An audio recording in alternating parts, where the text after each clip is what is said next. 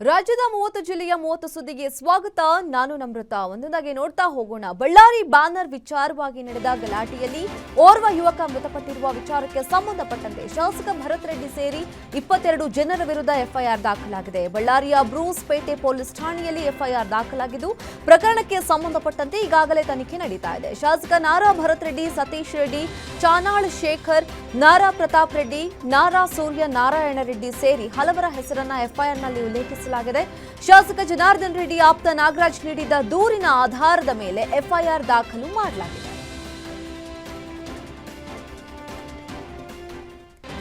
ಬಳ್ಳಾರಿಯಲ್ಲಿ ನಡೆದ ಬ್ಯಾನರ್ ಗಲಾಟೆ ಪ್ರಕರಣದ ತನಿಖೆಯನ್ನು ಪೊಲೀಸರು ಚುರುಕುಗೊಳಿಸಿದ್ದಾರೆ. ಈಗಾಗಲೇ 40ಕ್ಕೂ ಹೆಚ್ಚು ಜನರನ್ನ ವಶಕ್ಕೆ ಪಡೆದು ವಿಚಾರಣೆ ನಡೆಸ್ತಾ ಇದ್ದಾರೆ. ಶಾಸಕ ಭರತ್ ರೆಡ್ಡಿ ಹಾಗೂ ಜನಾರ್ದನ್ ರೆಡ್ಡಿ ಬೆಂಬಲಿಗರನ್ನ ಬಂಧಿಸಿ ಮೊಬೈಲ್ನಲ್ಲಿರುವ ವಿಡಿಯೋಗಳನ್ನ ಪರಿಶೀಲನೆ ನಡೆಸಿದ್ದಾರೆ. ಗನ್ ಯಾರದ್ದು, ಯಾಕಾಗಿ ಅಲ್ಲಿಗೆ ತರಲಾಗಿತ್ತು ಅಂತ ಹೇಳಿ ಗಂಭೀರವಾಗಿ ವಿಚಾರಣೆಗೆ ಕೈಗೊಂಡಿದ್ದಾರೆ. ಇಂದಿಗೆ ಖಾಸಗಿ ಗನ್ಗಳನ್ನ ಕೂಡ ಪೊಲೀಸರು ವಶಕ್ಕೆ ಪಡೆದಿದ್ದಾರೆ. ಮೃತಪಟ್ಟಿದ್ದ ರಾಜಶೇಖರ್ ದೇಹದಲ್ಲಿದ್ದ ಗುಂಡನ್ನ ಎಫ್ಎಸ್ಎಲ್ಗೆ ರವಾನಿಸಲಾಗಿದ್ದು ಎಲ್ಲ ಆಯಾಮದಲ್ಲೂ ಪೊಲೀಸರು ತನಿಖೆ ಶುರು ಮಾಡಿದ್ದಾರೆ. ಜನಾರ್ದನ್ ರೆಡ್ಡಿ ಒಬ್ಬ ಡ್ರಾಮಾ ಮಾಸ್ಟರ್. ಅಲ್ಲಿ ಅವರು ಮಾಡಿದ್ದೆಲ್ಲವೂ ಡ್ರಾಮಾ ಅಷ್ಟೇ ಅಂತ ಡಿಸಿಎಂ ಡಿಕೆ ಶಿವಕುಮಾರ್ ಕಿಡಿಕಾರಿದ್ದಾರೆ. ಬೆಂಗಳೂರಿನಲ್ಲಿ ಮಾತನಾಡಿದ ಅವರು, ಕೋಟೆ ಕಟ್ಕೊಂಡು ಮನೆ ಮುಂದೆ 100 ಜನ ಸೇರಿಸ್ತಾರೆ, ಅವರನ್ನ ಯಾರು ಕೊಲೆ ಮಾಡಿಸ್ತಾರೆ, ಅವರ ಇತಿಹಾಸ ಗೊತ್ತಿಲ್ವಾ ನಮಗೆ ಅಂತ ಡಿಕೆಶಿ ವಾಗ್ದಾಳಿ ನಡೆಸಿದ್ದಾರೆ. ಬಿಜೆಪಿಯವರ ಮನೆ ಮುಂದೆ ಬ್ಯಾನರ್ ಹಾಕಿದ್ರೆ ತಪ್ಪೇನು, ನಮ್ಮ ಕಾರ್ಯಕರ್ತನ ಸಾವಿಗೆ ಬಿಜೆಪಿಯವರೇ ಕಾರಣ ಅಂತ ಬಿಜೆಪಿ ನಾಯಕರ ವಿರುದ್ಧ ಡಿಸಿಎಂ ಡಿಕೆ ಶಿವಕುಮಾರ್ ಕೆಂಡಕಾರಿದರು.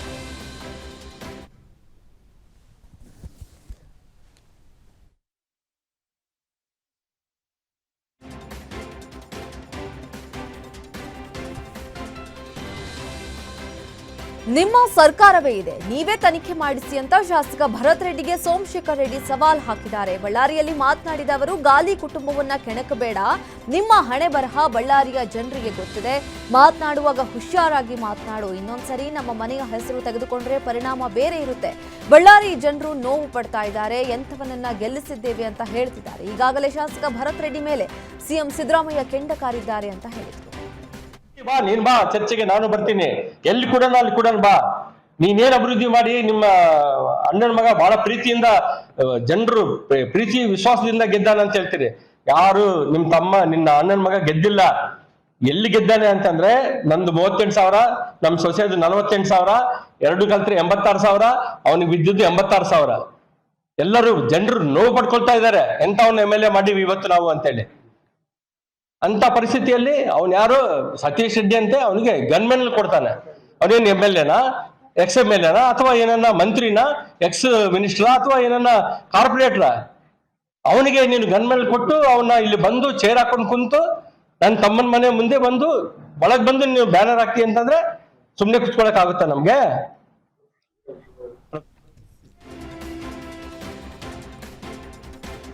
ಸಸ್ಪೆಂಡ್ ಆಗಿದ್ದ ಬಳ್ಳಾರಿ ಎಸ್ಪಿ ಪವನ್ ನೆಜ್ಜೂರು ಕಳೆದ ರಾತ್ರಿ ಡಿಪ್ರೆಷನ್ಗೆ ಹೋಗಿದ್ರಂತೆ. ತುಮಕೂರು ಜಿಲ್ಲೆಯ ಶಿರಾದ ಬರಗೂರಿನ ಫಾರ್ಮ್ ಹೌಸ್ನಲ್ಲಿ ಅವರು ಆಪ್ಸಿಟಿ ಮಾತ್ರೆ ತೆಗೆದುಕೊಂಡಿದ್ದರಿಂದ ಕೆಲಕಾಲ ಸುಸ್ತಾಗಿದ್ರಂತೆ. ಕೂಡಲೇ ಫಾರ್ಮ್ ಹೌಸ್ಗೆ ಬಂದ ಆಪ್ತರಾದ ಸಿಸಿಬಿಯ ಡಿಸಿಪಿ ಶ್ರೀ ಹರಿಬಾಬು ಆಸ್ಪತ್ರೆಗೆ ದಾಖಲಿಸಿದ್ದಾರೆ. ಚಿಕಿತ್ಸೆ ಪಡೆದ ಬಳಿಕ ಮನೆ ವಾಪಸ್ಸಾಗಿರೋ ಪವನ್ ನೆಜ್ಜೂರು ಈಗ ಆರಾಮಾಗಿದ್ದಾರೆ ಅನ್ನೋ ಮಾಹಿತಿ ಸಿಕ್ಕಿದೆ. ಅಚ್ಚರಿ ಅಂತಂದ್ರೆ, ಬಳ್ಳಾರಿ ಎಸ್ಪಿಯಾಗಿ ನೇಮಕಗೊಂಡ ಮಾರನೇ ದಿನವೇ ಸಸ್ಪೆಂಡ್ ಆಗಿದ್ದು ಎಲ್ಲೆಡೆ ಚರ್ಚೆಗೆ ಗ್ರಾಸವಾಗಿದೆ. ಬಳ್ಳಾರಿ ಗೋಲಿ ರಾಜಕೀಯ ವಿಚಾರ ಸಂಬಂಧ ಗೃಹ ಸಚಿವ ಪರಮೇಶ್ವರ್ ಪ್ರತಿಕ್ರಿಯಿಸಿದ್ದಾರೆ. ತುಮಕೂರಿನಲ್ಲಿ ಮಾತನಾಡಿದ ಅವರು, ಯಾವುದೇ ಪೊಲೀಸರ ಗನ್ಗಳಿಂದ ಫೈರ್ ಆಗಿಲ್ಲ, ಮೃತನ ದೇಹಕ್ಕೆ ಹೊಕ್ಕ ಬುಲೆಟ್ ಸಂಗ್ರಹಿಸಿ ಪರಿಶೀಲಿಸಲಾಗ್ತಾ ಇದೆ. ಯಾರೋ ಖಾಸಗಿ ವ್ಯಕ್ತಿಗಳಿಂದ ಫೈರ್ ಆಗಿದೆ ಅಂತ ಗೊತ್ತಾಗ್ತಿದೆ. ಅಲ್ಲಿದ್ದ ಎಲ್ಲಾ ರಿವಾಲ್ವರ್ಗಳನ್ನ ಸೀಸ್ ಮಾಡಲಾಗಿದೆ. ಬುಲೆಟ್ ಅನ್ನ ಎಫ್ಎಸ್ಎಲ್ಗೆ ಕಳುಹಿಸಲಾಗಿದ್ದು ವರದಿಗೆ ಕಾಯ್ತಾ ಇದ್ದೀವಿ. ಎಸ್ಪಿ ಕೂಡಲೇ ಆಕ್ಷನ್ ತಗೊಂಡು ಕಂಟ್ರೋಲ್ ಮಾಡಬೇಕಾಗಿತ್ತು. ಎಸ್ಪಿ ಬೇಜವಾಬ್ದಾರಿಯಿಂದ ನಡೆದುಕೊಂಡ ಹಿನ್ನೆಲೆ ಸಸ್ಪೆಂಡ್ ಮಾಡಿದ್ದೇವೆ ಅಂತ ಹೇಳಿದರು. ಗೊತ್ತಾಗುತ್ತೆ ಯಾವ ರಿವಾಲ್ವರ್ ಅಂದರೆ ಯಾರ ಹತ್ರ ಇತ್ತದು, ಲೈಸೆನ್ಸ್ ಯಾರ್ದು, ಪ್ರೈವೇಟ್ನವ್ರದ ಅಥವಾ ಇನ್ಯಾರ್ದು, ಅಥವಾ ನಾವು ಸರ್ಕಾರಿ ಗನ್ಮ್ಯಾನ್ಗಳನ್ನು ಕೊಟ್ಟಿರ್ತೇವೆ, ಆ ಗನ್ಗಳಿಂದ ಏನಾದರೂ ಆಗಿದೆಯಾ ಅಂತ ಎಲ್ಲ ವೆರಿಫೈ ಮಾಡ್ತಾರೆ. ಅದು ಒಂದು ಪಾರ್ಟು. ಎರಡನೇ ಪಾರ್ಟು, ಈಗ ಅವರೇನು ಅಕ್ಯೂಸ್ ಮಾಡ್ತಾ ಇದ್ದಾರೆ, ಅವರಿಗೆ ಇವರಿಗೆ ಈ ಥರ ಎಲ್ಲ ಕಂಪ್ಲೇಂಟ್ಗಳು ಕೊಟ್ಟಿದ್ದಾರೆ. ಆ ಕಂಪ್ಲೇಂಟ್ಸನ್ನು ತಗೊಂಡು ಈಗಾಗಲೇ FIRಗಳನ್ನ ರಿಜಿಸ್ಟರ್ ಮಾಡಿದ್ದಾರೆ. ನೂರಾರು ಜನದ ಮೇಲೆ ಹೆಸರುಗಳು ಅವರು ಕೊಟ್ಟಿದ್ದಾರೆ ಅಂತ ಹೇಳಿದರು. ಸೊ ಅದನ್ನೆಲ್ಲವನ್ನು ಕೂಡ ಈಗ FIR ನಲ್ಲಿ ತೊಗೊಂಡು ಒಬ್ಬೊಬ್ಬರನ್ನೇ ವೆರಿಫೈ ಮಾಡ್ತಾರೆ.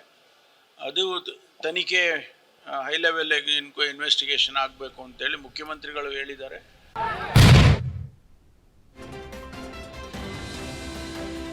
ಬಳ್ಳಾರಿ ಪ್ರಕರಣದಲ್ಲಿ ಎಸ್ಪಿ ಸಸ್ಪೆಂಡ್ ಬಗ್ಗೆ ಸಿಎಂ ಸಿದ್ದರಾಮಯ್ಯನವರೇ ಉತ್ತರ ಕೊಡ್ತಾರೆ ಅಂತ ಸಚಿವ ಶಿವಾನಂದ ಪಾಟೀಲ್ ಹೇಳಿದರು. ಹಾವೇರಿಯಲ್ಲಿ ಮಾತನಾಡಿದ ಅವರು, ಘಟನಾ ಸ್ಥಳದಲ್ಲಿ ಎಸ್ಪಿ ಇದ್ದಿದ್ರೆ ಈ ರೀತಿ ಘಟನೆ ಆಗ್ತಾ ಇರಲಿಲ್ಲ. ಸ್ಥಳಕ್ಕೆ ಎಸ್ಪಿ ಹೋಗಿ ನಿಂತಿದ್ರೆ ಸರಿ ಇರ್ತಾ ಇತ್ತು ಅಂತ ಸಿಎಂ ಅನಿಸಿಕೆಯಾಗಿತ್ತು. ಯಾವುದೇ ಎಸ್ಪಿ ತಪ್ಪು ಮಾಡಿದ್ರೂ ತಪ್ಪೇ. ಪ್ರಕರಣದ ಬಗ್ಗೆ ನನಗೆ ಸರಿಯಾದ ಮಾಹಿತಿ ಇಲ್ಲ, ಸಿಎಂ ಉತ್ತರ ಕೊಡಬೇಕು ಅಂತ ಹೇಳಿದ್ದಾರೆ.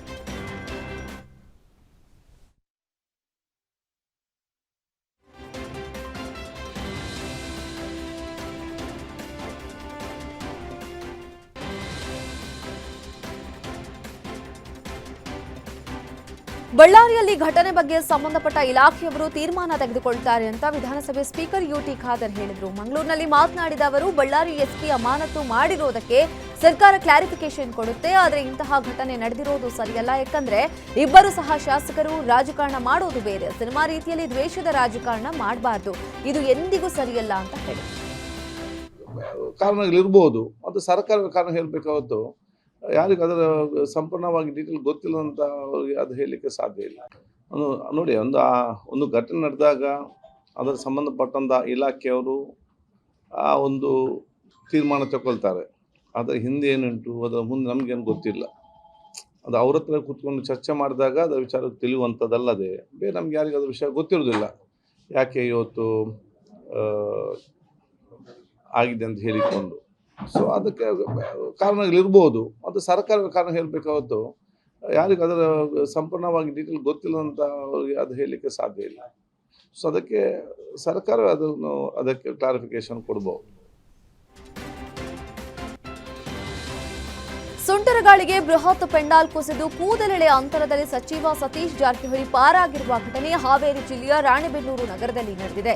ಕಾರ್ಯಕ್ರಮ ಮುಗಿಸಿ ಮಾಧ್ಯಮದವರ ಜೊತೆ ಮಾತನಾಡುವಾಗ ಈ ಅವಘಡ ಸಂಭವಿಸಿದೆ. ಘಟನೆಯಲ್ಲಿ ಸದ್ಯ ಯಾವುದೇ ಪ್ರಾಣಾಪಾಯ ಸಂಭವಿಸಿಲ್ಲ.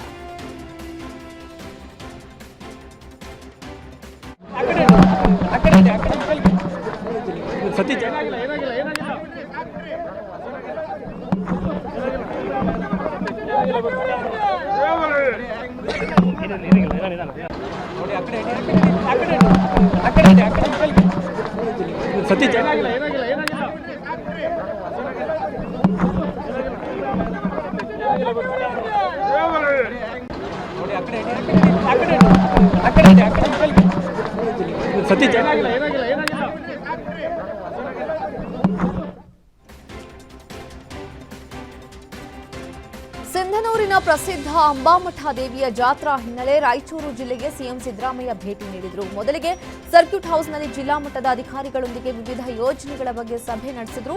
ನಂತರ ಸಿಂಧನೂರು ತಾಲೂಕಿನ ಸೋಮಲಾಪುರ ಗ್ರಾಮದ ಅಂಬಾದೇವಿ ಮಹಾರಥೋತ್ಸವ ಮತ್ತು ಜಂಬೂ ಸವಾರಿಗೆ ಸಿಎಂ ಚಾಲನೆ ಕೊಟ್ಟರು.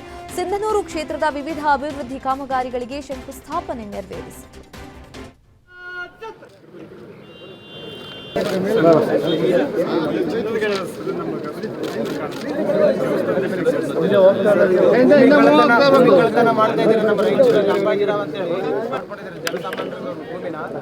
ಅದೇ ರೀತಿ